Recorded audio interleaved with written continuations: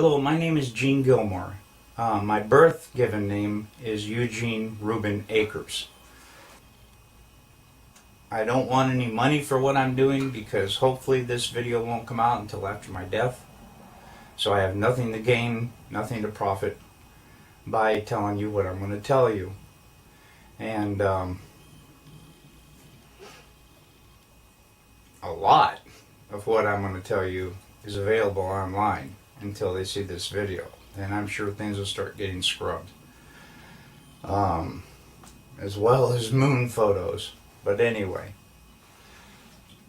my father in 1968 was stationed at Cannon Air Force Base in New Mexico. I made notes on my computer so that I wouldn't forget anything, because there's a lot of little things and stuff that I'd forget. So these notes were made a long time ago. The original recording that my father made on his deathbed was destroyed in a fire. So this is my deathbed confession, because now I'm dying of cancer. I've got cancer all over the place, and they don't know where it's coming from, and I don't know if they can stop it, but it don't look good. So I'm going to go ahead and make this video for Bart Seibel. He knows not to do anything with it until notification of my death, for which my son will respond to that. Okay, like I said, in 1968, my father was stationed at Cannon Air Force Base in New Mexico. We lived in Clovis, New Mexico. He was in the military police for over 20 years, and on his deathbed in 2002, we made a recording of what happened. Now, I already told you what happened to the recording. But it doesn't matter, because all the facts are there, so it doesn't matter who's telling the story or whatever.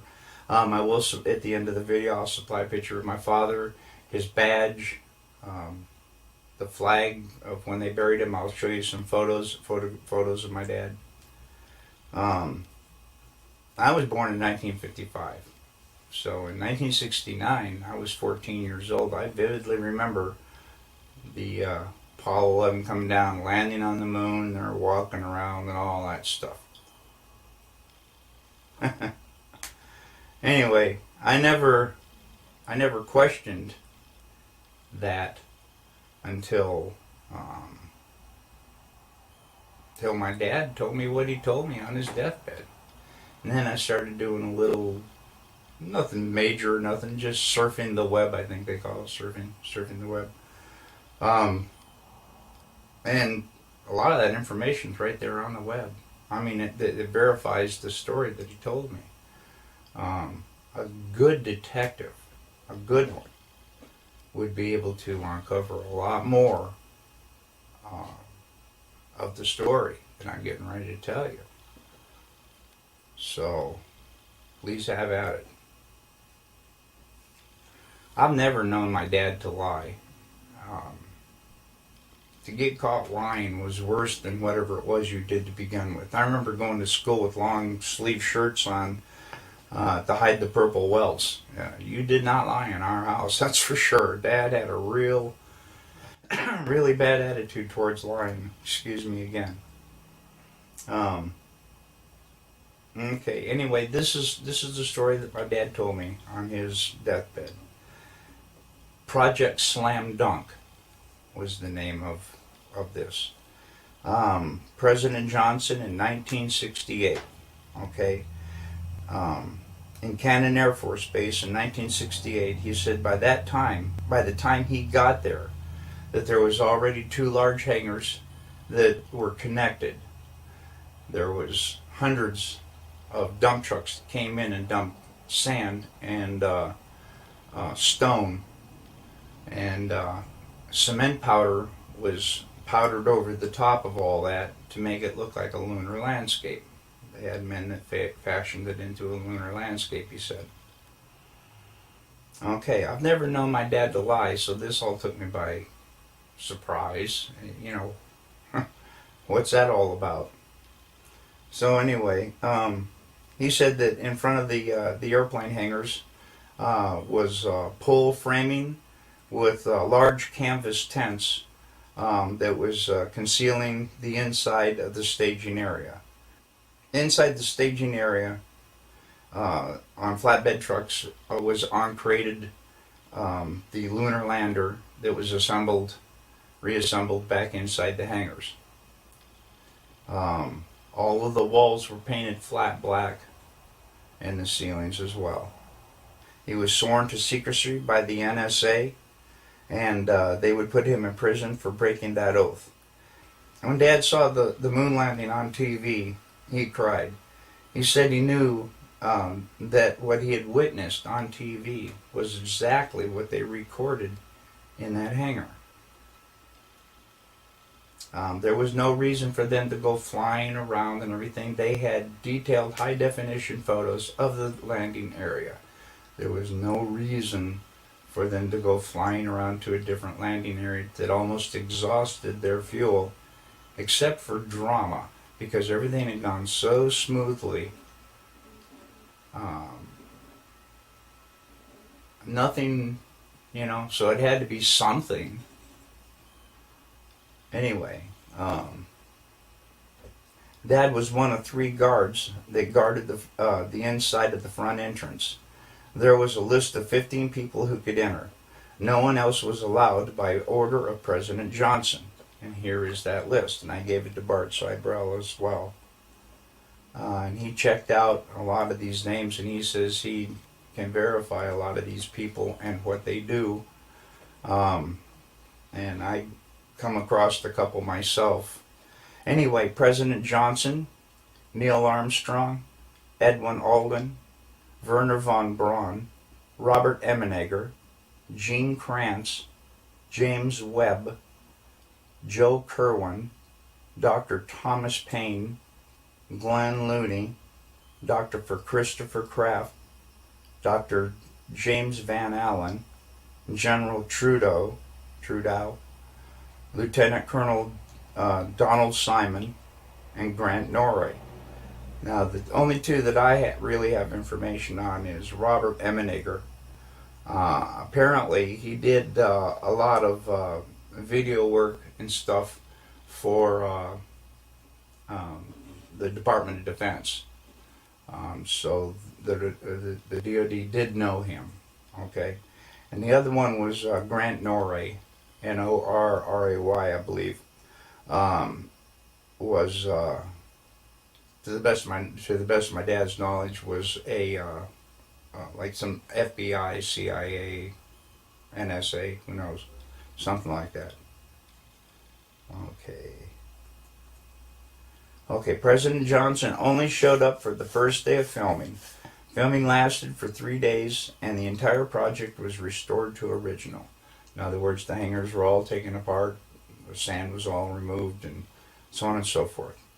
Okay. Dad said there was a lot of building going on at the base, so at the time, so sand and cement powder was never questioned. I can see how they could smuggle that all in within everything else that's going on. Since 2002, I have dug up, I already told you about that, the evidence for the moon landing that I have found. If you go to Google and go to Cannon Air Force Base website, they admit that President Johnson was there. The lunar lander was there. The astronauts were there. I also have verified some of the people on the list were there. I also verified there are a lot of building going on in the base, just as he had told me. And all of this was going on at the same time, on the same date. Dad told me all these things father to son. He also told me not to ever tell anyone what he had said, but he said on his deathbed that he had to tell somebody before he died because it was just too important not to tell. I sure as hell wasn't going to tell anybody. Yeah, I feared for my wife and me and my son, and I'll tell you why. Ever since I contacted Bart Seibel, I think they may be listening to his phone once in a while, because I never had any problems until I contacted him and told him my story. Now,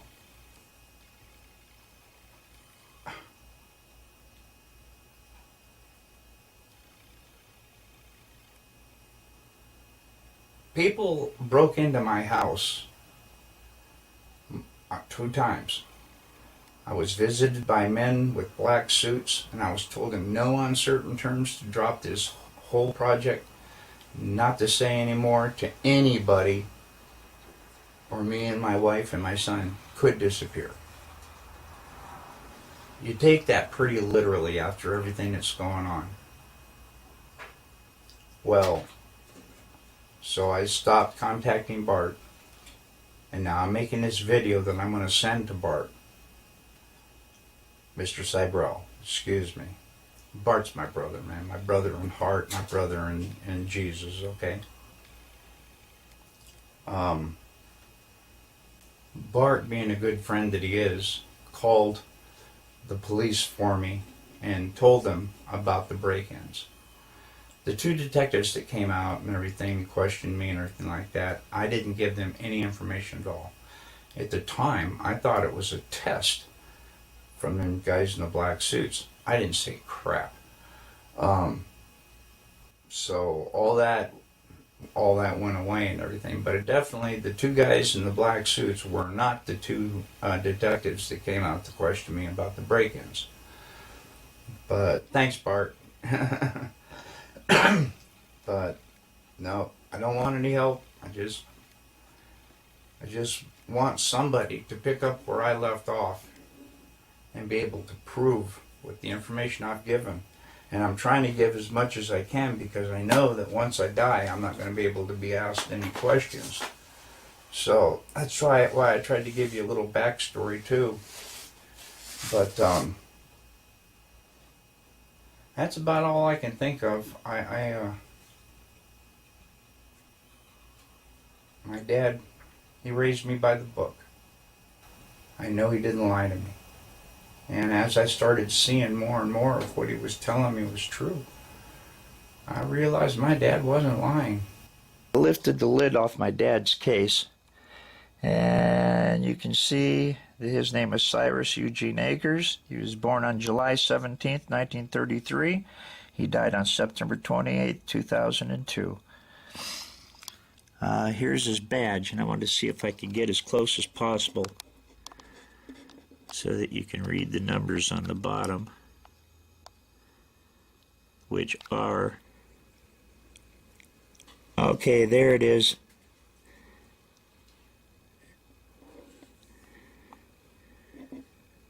(07596) 07596.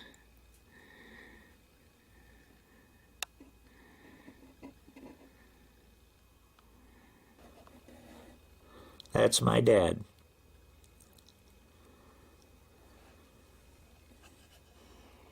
And it must have been a really early picture, because he's only got 2 stripes, so that was back in the 50s, I'm sure. Probably not long after I was born.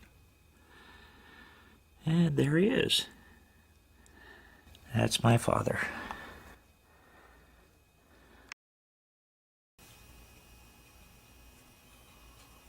My dad, he raised me by the book. I know he didn't lie to me. And as I started seeing more and more of what he was telling me was true, I realized my dad wasn't lying.